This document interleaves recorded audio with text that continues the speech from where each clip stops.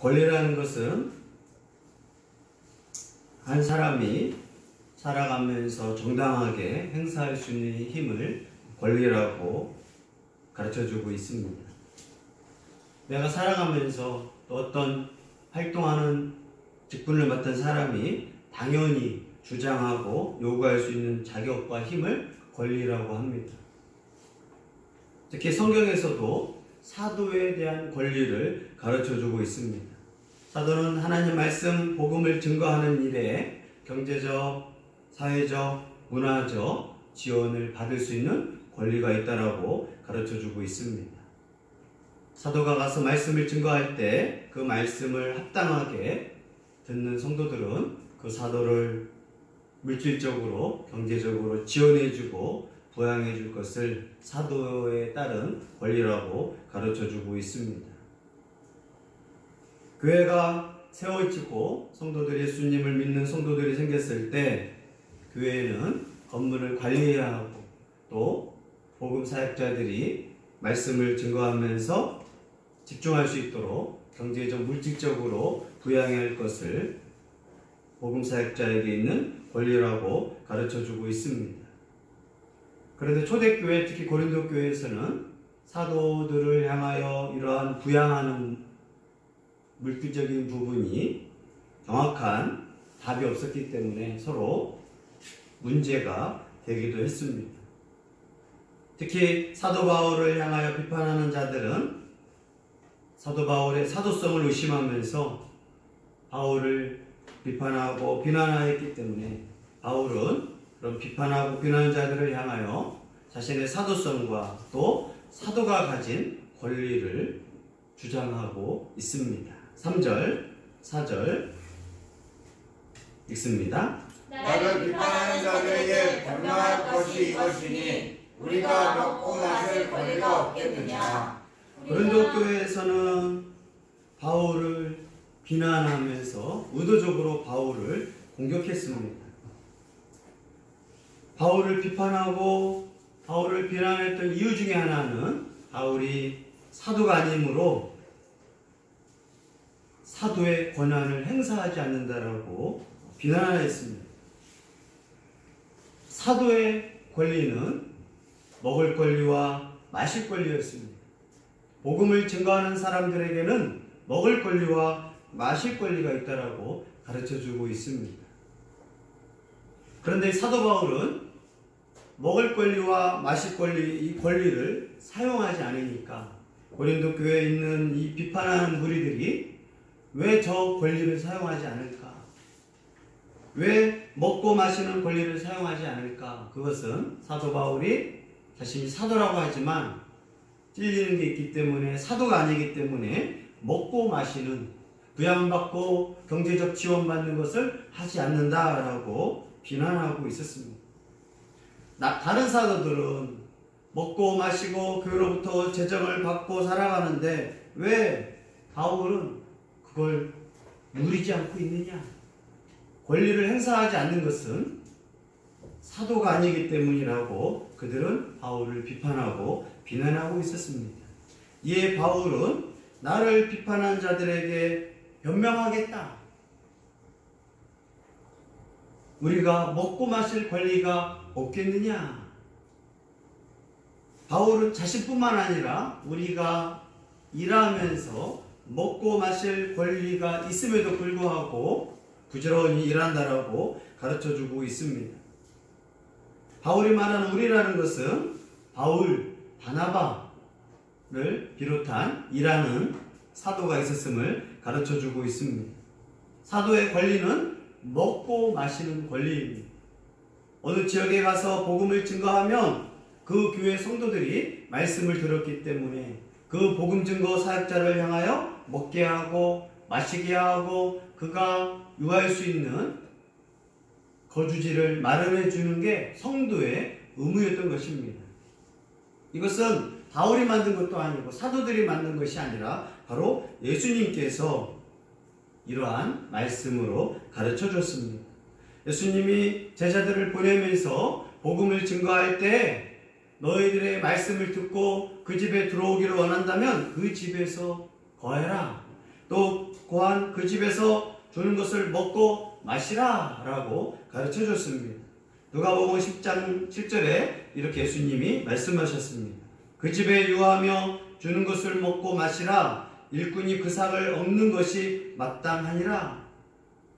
복음 사역자들은 그 집에서 거하는 삭들, 또 먹고 마시는 복음 사역자의 대가에 대해서 당연하다라고 예수님이 가르쳐 주었습니다. 바울 또 바나바, 이 사도들 우리들도 이렇게 먹고 마실 권세와 또 권리가 있다라고 가르쳐 주고 있습니다.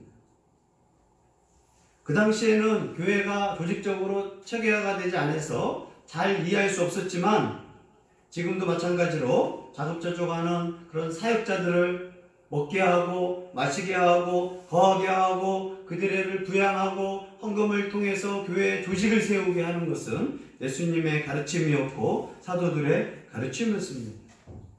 그런데 이 바울이 이것을 행하지 않았습니다. 낮에는 부지런히 천막일을 하고 바나바와 함께 천이 가죽으로 돼서 거친 일이었기 때문에 바울과 바나바는 낮에 그러한 거친 일을 해서 자신의 그러한 잠잘 곳, 먹을 것, 마실 것을 친히 준비해 가면서 먹고 사는 일에 낮에는 그러한 일을 했습니다. 그리고 저녁 해가 져서 일할 수 없을 때 등불을 켜고 모여서 집회를 하고 하나님의 말씀을 가르쳐 주었습니다. 당연히 먹고 마실 것은 있지만 바울과 바나바는 성도들에게 부담을 지우기 싫어하고 또 여러 가지 걸림돌이 될까봐 바울과 바나바는 이렇게 권리를 포기했습니다. 그런데 이 권리를 포기한 바울과 바나바를 향하여 특히 바울을 향하여 사람들이 비판한 것입니다. 왜 일하고 있느냐? 왜 권리를 주장하지 않고 있느냐? 라고 하면서 바울의 그러한 겸손하고 또 성도들이 걸림돌이 생길까봐 오해할까봐 이 힘든 일을 하고 있는 바울을 향하여 비판하고 있었던 것입니다. 그러나 바울은 아예 후원을 받지 않는 것은 아니었습니다. 대표적으로 빌립보 교회 루디아가 워낙 강권이 바울을 그 집에 들여서 유하게 하고 또 재정적 후원을 강력하게 해줬기 때문에 루디아, 빌립보 교회 루디아와 그 교회 성도들에게는 후원을 받았습니다. 그러나 다른 교회들 혹시 오해하고 넘어질까봐 바울은 후원을 받지 않았습니다. 이에 대하여 고린도 교회 일부 사람들은 바울을 비판했던 것입니다. 바울은 사도뿐만 아니라 사도들이 데리고 다니는 그런 아내 또한 교회가 부양해줘야 하고 그것도 당연한 사도와 가족과 아내의 권리라고 가르쳐주기 시작합니다. 5절 읽습니다. 우리가 다른 사도들과 지혜의 형제들과 대바와 같이 믿음의 자매의 아내를 데리고 다닐 권리가 없겠느냐. 사도들은 특히 바울은 혼자였기 때문에 혼자 복음 사역을 하러 다녔습니다. 하지만 게바라고 하는 베드로 아내가 있었고 장모님이 열병에 걸렸던 사건도 있었습니다. 또 예수님의 형제 야고보 이들도 결혼을 했기 때문에 아내랑 함께 선교 사역을 다녔습니다. 당연히 바울은 독신이었고 결혼을 하지 않았기 때문에 혼자 선교 사역을 다녔지만 게바 또 예수님의 제자들 다른 사람들은 결혼을 했는데 혼자 다녀요? 그럴 수 없으니까 아내와 함께 선교 사역을 같이 다닙니다. 그러면 그 선교 사역 아내를 향하여 누가 그를 부양해내느냐? 사도만 부양해내느냐? 아닙니다. 복음 사역을 했을 때 아내와 함께 전도 사역을 하고 또 같이 팀으로 움직이기 때문에 그 아내마저도 부양을 해줘야 하고 재정적으로 지원을 해줘야 한다고 가르쳐주고 있습니다. 바울은 자신은 혼자 독신의 은사가 있고 그러한 특별한 모습으로 있지만 사도나 사도 아내마저도 부양해야 할 권리가 있다라고 가르쳐주고 있습니다. 우리가 하나님 믿으면서, 예수님 믿으면서 의무감이라는 게 있습니다. 대한민국에 살면 대한민국 혜택을 받지만 대한민국에 대한 의무가 있습니다. 세금의 의무도 있고 또 나라를 지켜야 하는 군역에 대한 의무도 있습니다. 또 공부를 해야 할 의무도 있고 모든 돈을 버는 사람들은 세금을 내야 할 의무가 있습니다. 하나님 나라도 마찬가지입니다. 레위기 때부터 제사장들을 향하여 10의 1조를 통하여 그들이 하나님만 온전히 섬기도록 했던 이 구약의 그런 법들, 또 예수님마저도 일하는 자들에게 당연히 삭은 지불돼야 한다라고 가르쳐주고 있습니다. 내가 교회를 다니고 세례교원이 된 순간 나만 위해 사는 것이 아니에요. 하나님을 위해 살지만 교회를 세우고 교회의 재정들, 교회의 그런 것들을 위하여 내가 당연히 그것을 감당해야 할 의무가 있는 것입니다.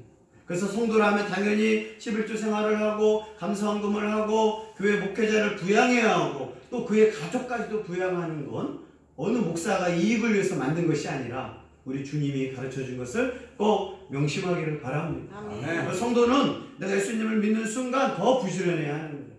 나만 먹고 사는 것이 아니라 나의 가족을 먹여 살려야 하고 내가 소속된 교회 목사와 또 그 조직된 교회를 부양할 권리가 있음을 꼭 명심해야 합니다. 아멘. 잘못된 이단들이 너무나 과하게 또 모든 것을 하는 문제가 있지만 정통 하나님의 말씀 가운데서도 이렇게 나뿐만 아니라 내가 부양해야 하고 대접할 것을 성경에서 가르쳐 주었고 예수님이 친히 제자들에게 이런 말씀을 하셨음을 우리는 꼭 명심해야 합니다. 아멘.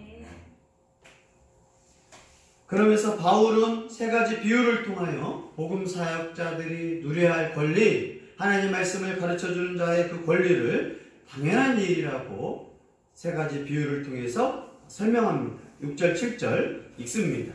어찌 나와 바나바가 일하지 아니할 권리가 없겠느냐? 누가 자기 비용으로 공분을 하겠느냐? 누가 포도를 심고 그 열매를 먹지 않겠느냐? 누가 양떼를 기르고 그 양떼를 먹지 않겠느냐? 아멘. 바울은 바나바와 바울만 일하지 아니할 권리가 있다. 그럼에도 불구하고 우리는 일을 하고 있다. 당연히 바울과 바나바도 일하지 않고 성도들에게 우리를 먹여 살리십시오 라고 권리가 있다는 거예요. 그것은 당연한 사키고 당연한 예수님의 말씀이고 복음의 집중을 위해서는 그것이 꼭 필요하다라고 가르쳐주고 있습니다. 그러면서 세 가지 비유를 설명하고 있는데 바로 군인들의 비유입니다. 군 복무를 하는데 나라에서 먹여주고 재워주고 해결합니다. 군대에 있으면 뭐가 좋냐면 먹고 사는 문제를 신경 쓰지 않아도 돼요.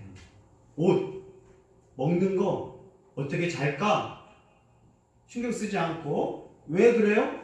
나라를 위하여 국방의 의무를 하는 사람은 내가 돈 내고 내 돈으로 옷을 사 입고 내 돈으로 무기를 사오지 않아도 군복무를 하는 그러한 원리가 있다라고 바울은 가르쳐주고 있습니다. 두 번째가 바로 포도 농사를 짓는 사람입니다. 포도 농사를 부지런히 하는 사람들, 또 일꾼들은 어떤 혜택이 있느냐? 거기서 나는 포도를 마음껏 먹을 수가 있습니다. 중국집에서 일하면 짜장면을 마음껏 먹을 수 있습니다. 짜장면만 먹으면 질려서 많이 못 먹어요. 또 포도 농사한다고 포도에 대해서 마음껏 먹게 합니다. 복숭아 농사를 지으면 복숭아를 시켜 먹습니다. 수박 농사를 지으면 수박 농사를 시켜 먹습니다. 그것은 못 먹게 하면 안 된다고 가르쳐주고 있습니다. 하물며 소도 일을 할 때 입에다 망을 씌우지 말라. 소가 일하다가 배고프면 곡식을 먹을 수 있는 소의 권리까지도 하나님은 말씀을 하십니다. 그래서 만약에 식당에서 내가 사장인데 직원이 일한다 그러면 그 음식을 먹을 권리를 인정해 줘야 합니다. 배달 음식 할 때 직원들이 하나씩 빼먹는 문제가 사회 문제가 생겼어요. 왜 그런 문제가 생겨요? 치킨 배달하는 사람은 사장이 직원들한테 미리 치킨 좀 반마리라도 한 마리라도 먹게 해주면 굳이 이걸 빼먹고 그러지 않거든. 그러나 이 은혜롭지 않고 베풀지 않는 사장들이 치킨 한 조각도 주지 않거든. 그러니 치킨 냄새를 맡으면서 배달하는 사람들은, 배고픈 사람은 하나씩 먹고 유혹이 있는 거예요. 성경에서 뭐라고 말하겠어요? 사회에서는 그걸 먹은 아르바이트생이 나쁘다고 말하지만 성경에서 치킨 배달하는 사람은 당연히 치킨을 먹을 권리를 줘라는 거예요. 식당에서 일하면서 롯데리아나 그런 데서는 50% 사 먹으라고 한단 말이에요. 그러나 멋진 점주들은 햄버거 먼저 먹어. 그것이 성경에서 말하는 당연한 권리입니다. 교회 식당에서 일하는 사람이 먼저 먹을 것을 먹어도 합당한 권리가 있다. 양을 키우면서 최고의 혜택은 뭐겠어요? 양을 키우는 거의 최고의 혜택은 양으로부터 생기는 우유, 마음껏 먹을 수 있는 거 아니냐. 또 양 키우면서 따뜻한 양털 옷을 하나 입을 수 있는 거 아니? 그런 권리들은 당연한 것이다. 그런 것처럼 사도가 복음 사역자들이 열심히 하나님 말씀을 증거했으면 그로 인하여 당연히 대접받고 먹고 마시는 것을 해야 하는 게 당연한 것이 아니냐고 바울은 비유를 통해서 설명하고 있습니다.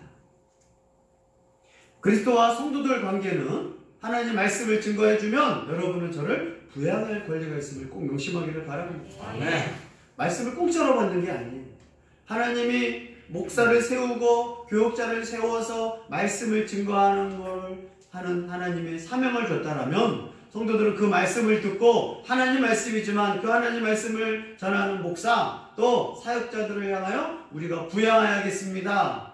또 우리가 그분이 마음껏 복음을 증거하도록 하는 게 하나님의 명령이고 가르침인 것을 꼭 기억하기를 바랍니다. 아멘. 그래서 바울은 갈라디아를 통하여 말씀을 증거하는 자와 또 말씀을 받는 자가 서로 하나가 되고 서로 사랑해주고 보호해주고 서로 그를 대접하라고 가르쳐주고 있습니다. 말씀을 증거하는 자와 좋은 것을 함께하라 라고 가르쳐주고 있습니다. 교회가 교회다웠게 생기는 거 인간적으로 목사를 재정을 내고 내가 왜 헌금을 내야 돼? 내 건데 그것은 의무를 감당하지 않는 것이고 또 당연히 일하는 사역자에게 그것을 지불하지 않는 것입니다. 그렇기 때문에 내가 교회 다니면서 하나님 앞에 내가 헌금 내고 내 물질을 통하여 생각해야 하는 것. 이것은 작은 교회에 있든 큰 교회에 있든 내가 당연히 해야 할 의무인 것을 꼭 기억하기를 바랍니다. 아멘. 바울은 이러한 권리, 권세가 있었지만 행사하지 않는 그러한 겸비함을 가지고 있었어요. 왜? 교회를 더 세우고 교회가 어려움을 느낄까봐 그 권한을 포기하고 있었는데 이 악하고 이 나쁜 고린도의 일부 사람들이 그러한 혜택을 누리지 않는다고 권리를 행사하지 않는 바울을 향하여 비판하기 시작합니다. 일하지 않을 권리가 있음에도 바울과 바나바는 천막을 하고 밤에 정말 졸린 눈으로 복음을 증거하면서 성도들에게 짐을 지지 않도록 노력을 했던 것입니다. 그런데 이 마음을, 이 수고를 칭찬해주고 고마워하기는커녕 권리를 행사하지 않는다고 비판하고 비난했던 고린도 교회를 향하여 바울은 심각한 마음으로 편지를 쓰고 있는 거예요. 하나님의 일꾼이 현대 목회자들을 통해서 세우신 거라. 복음을 부지런히 공부하고 증거하게 하는 것. 그래서 교역자가 바르게 세워져서 또 성도들에게 부지런히 하나님 말씀을 증거하는 것. 그리고 목사가 하나님 말씀을 배우고 부지런히 해서 결국 누구의 유익이 돼야 돼? 성도들의 유익이 돼야 돼. 그리고 성도들은 목사가 말씀 증거하는 자가 부지런히 말씀을 전문적으로 배우고 가르쳐줘서 우리에게 하나님의 말씀을 잘 가르쳐주는 또 목사의 의무를 요구할 수 있는 거예요. 목사는 성도들에게 이 말씀을 가르쳐줬으므로 부양받을 의무가 있는 거고 성도들은 목사님 하나님 말씀을 잘 배워서 가르쳐주세요 라고 의무를 요구하고 성도들은 그래서 헌금을 또 또 물질을 통하여 마음껏 할 수 있도록 부양할 의무가 있음을 꼭 기억하기를 바랍니다. 그래서 교회는 성도와 성도끼리 또 목회자와 성도 간의 이러한 서로 책임지는 모습이 예수 그리스도께서 말씀하시는 교회의 모습입니다. 참 교회의 모습. 그렇기 때문에 이 고린도 교회에 있는 것처럼 부지런히 말씀을 증거하고 또 사역만 해야 하는데 바울과 바나바는 오히려 그들의 걸림돌이 될까봐 저들이 돈만 하는구나, 우리는 부지런히 일하는데 바울은 일도 않고 말씀만 핑계대면서 게으르게 일하는구나 라고 할 수 없는 거예요. 그래서 갈라디아 성도들에게 가르침을 받는 자와 모든 좋은 것을 같이 해라. 하나님 말씀을 가르쳐준 자가 있으면, 내가 정말 좋은 게 있으면, 내가 정말 기쁜 일이 있으면 그와 함께하라고 명령하고 있는 거예요. 왜요? 그것이 교회와 성도 간, 목회자와 말씀을 가르쳐주는 자와 이 하나됨이 교회의 멋진 모습인 것을 가르쳐주기 때문입니다. 아멘. 그래서 목회자와 성도는 서로 대접하고 대접받고 말씀을 가르쳐주고 말씀을 배우고 하나님의 복음을 증거하면 그에 따른 의무와 또 물질의 부양이 있음을 꼭 기억하기를 바랍니다. 아멘. 이것이 성경에서 가르쳐주는 교회 헌금생활, 교회에서 왜 목회자들을 부양해야 하는지, 구약에서 레위인들이 있었을 때 왜 그들을 부양했는지 하나님이 가르쳐준 원리입니다. 당연히 성도라면 나와 내 가정을 위해서 일해야 하는 것, 또한 내가 소속된 교회와 목회자를 위해서 물질을 통하여 서로 주 안에서 하나가 되고 서로 부양하고 지원해 주는 게 하나님의 가르침인 것을 꼭 기억하기를 바랍니다. 권리라는 것은 내가 살아가면서 행해야 할 권리예요. 내가 학생이면 학생의 의무가 있지만 학생의 권리가 있어요. 공부할 권리. 하지만 학생으로서 의무, 군인으로서의 권리가 있고 군인으로서의 의무가 있습니다. 대한민국 국민으로서의 의무가 있고 대한민국 국민으로서의 권리가 있어요. 하나님을 믿는 백성의 의무가 있고 하나님을 믿는 백성의 권리가 있습니다. 행복한 교회 다니는 권리가 있지만 행복한 교회 다니는 성도로서의 의무가 있음을 꼭 기억하기를 바랍니다. 이것이 하나님이 교회가 교회되고 성도와 목회자가 하나가 되어서 살아갈 수 있는 은혜를 베푸신 하나님의 방법인 것입니다. 우리 행복한 교회가 예수님이 가르쳐준 교회다운 교회, 서로 의무와 권리를 다하는 복된 교회가 되기를 예수의 이름으로 권면합니다.